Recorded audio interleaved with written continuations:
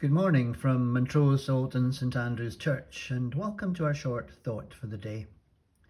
Some of you, local to Montrose, may recognise the photo's location, near Kinaber Woods.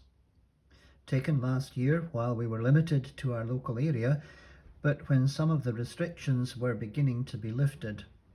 I was enjoying the freedom of running, and the image of the rainbow inspired some hope of a better tomorrow.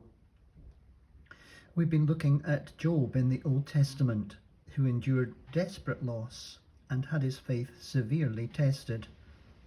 This week, he's restored to health, family, and fortune. You might sum it up as, and he lived happily ever after. But that sounds so Hans Christian Andersen, and it wasn't a fairy tale, nor is life for us a fairy tale.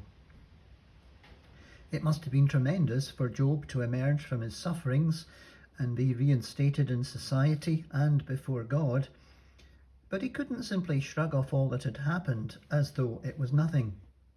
He would be forever affected by it. He was a changed person. I imagine he continued to have doubts and setbacks, but he had a better understanding of himself and of God.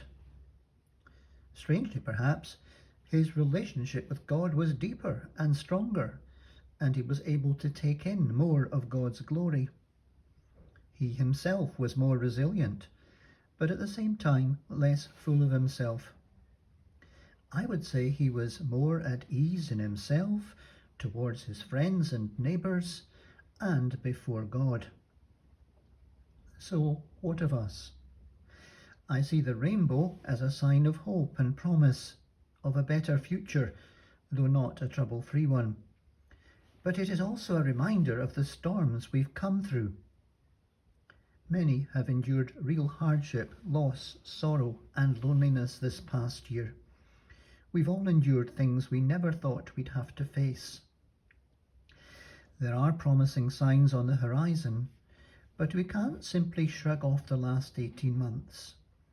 We need to go forward with hope, with God, but bearing in mind that we will carry some effects with us, as with others. Let's not be too quick to assume all is well. As with Job, we are changed people. Let's be patient with ourselves and with others, maybe with God too, and make room for the people we've become since March last year. The rainbow offers hope, but reminds us also of the storms we've come through. God is with us in all of it. Thank you for joining us. May the Lord bless you. Amen.